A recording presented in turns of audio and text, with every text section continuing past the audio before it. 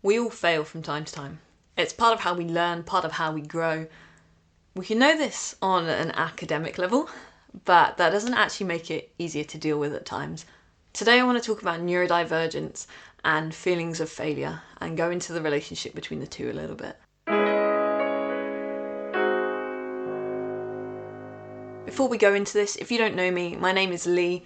I am neurodivergent myself, and I am a coach specialising in growing the careers and businesses of people who are neurodivergent. I have experience coaching ADHD, autism, Tourette's syndrome and more, and I'm really passionate about getting people to thrive. I decided to write this video on a day that I woke up feeling really low. The day before, I'd had a call for a potential partnership that I was really excited about. It was looking like it was going to go really well. I got the no. I got the sorry, this isn't gonna happen. It hit me really hard. And even though I knew that this is just business, things like this happen, it didn't stop me from coming away feeling like I was a failure. Big emotions seem to be a common part of neurodivergence. I don't think it's in the diagnostic criteria for any of them, but it seems to be a feature that's common. Our emotions aren't wrong, they're just bigger. So you can see how someone can go from this thing didn't work out to I'm a failure quite quickly if they're neurodivergent. For me, it's often my rejection sensitivity that leads to this, and I've put together a whole video on rejection sensitivity in careers and businesses, which you can find here. But for me, it's very easy to go from I perceive a rejection, and it can just be a reception, it doesn't have to be an outright rejection, to I'm a failure very, very quickly. I don't actually think that I'm a failure.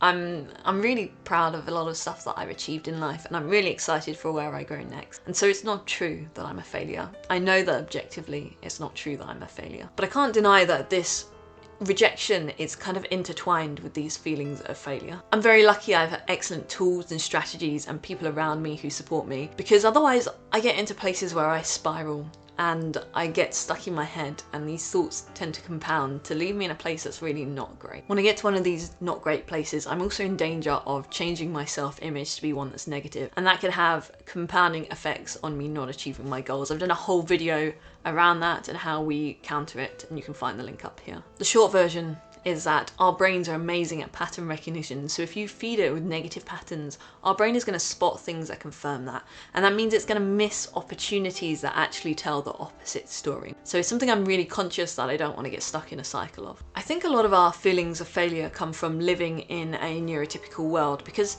things are so much harder, and from time to time we'll get to the point where things just don't work for us anymore, and we feel like we failed. I was personally very lucky that I stumbled across coping strategies at school, and I managed to do really well at school despite the ADHD that didn't get diagnosed till decades later. But not everyone is that lucky.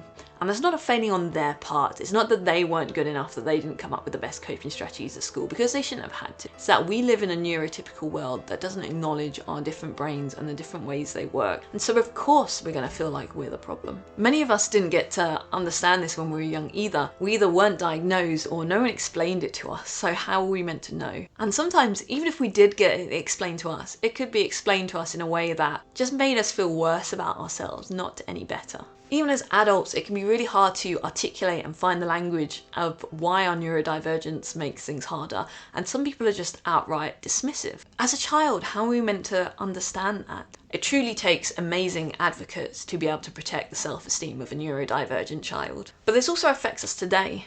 How many neurodivergent people out there feel like they can't ask for accommodations? Maybe they view it as a personal failing to need to ask for accommodations, or maybe they're just scared of being judged. I want to say that you are not failing if you're asking for help. It is not a failure to ask for help. And I'm not even necessarily talking about accommodations at this point. It could be mental health, whatever it is. Asking for help is not a weakness. It is not a sign of failure. Just like I'm not a failure because I wear glasses in order to see better. I'm trying to use this way of thinking to reframe how I see failure in my mind, to try and work on a fundamental shift in how I approach and think about it. I saw this really interesting article in The Guardian recently. It's called Why We Need to Fail Better, and it's all about talking about this way of reframing and a new view on failure. Now, you might be rolling your eyes at this a little bit, because it's going to be like, oh, it's not failure, it's a learning opportunity. And I can see how that's frustrating to have things dismissed as just that. So I want to dive a little bit deeper and actually look at what they really mean here. In the article, they use the example of a blind date that doesn't work out. Now, a blind date is a situation where you're set up by a friend, someone who cares about you, is personally invested in your well-being and your safety. So a blind date is actually a really safe place for things to not go well. And so you might go on this blind date and you might get all dressed up, looking your best, prepared with all the best conversation topics, and the date might be awful. You just don't gel at all, it just doesn't work out. Instead of viewing this as a failure, you know, I failed to have a good date, I failed to impress the person, you know, I'm the problem here. What about internalizing this as learning, as research? You're in a safe environment. Your friend mutually set you up. You know you're in a safe environment. So what about using this as an opportunity to collect data? You've learned a little bit more about the type of person you work with. You've learned a little bit more about the type of person you really don't. It's just research. It's just collecting information that you'll use to inform your future trials so you can get closer towards your goal. Because that's how you learn to walk. You fell over with every step you attempted to take until one day you didn't, because you collected enough information about how your body moved, about how painful the floor is, in order for you to be able to take those first steps and stay standing. And so that's how we move forward in life. We set up spaces where it's okay to fail, where it's safe to fail, and we don't interpret that as failure. It's learning, it's collecting information, it's giving us opportunities to grow. This is a fundamental mindset shift, and like with any mindset shift, it's hard.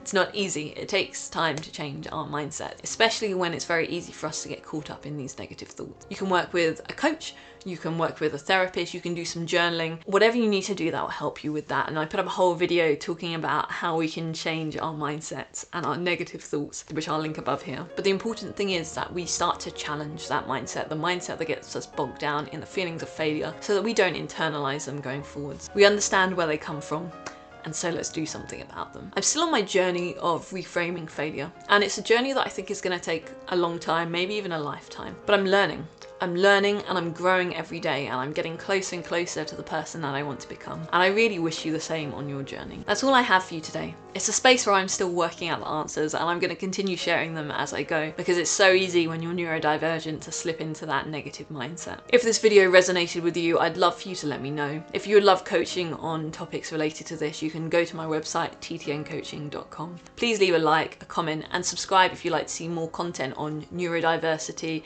leadership, and entrepreneurship in the future. Thank you very much for your attention.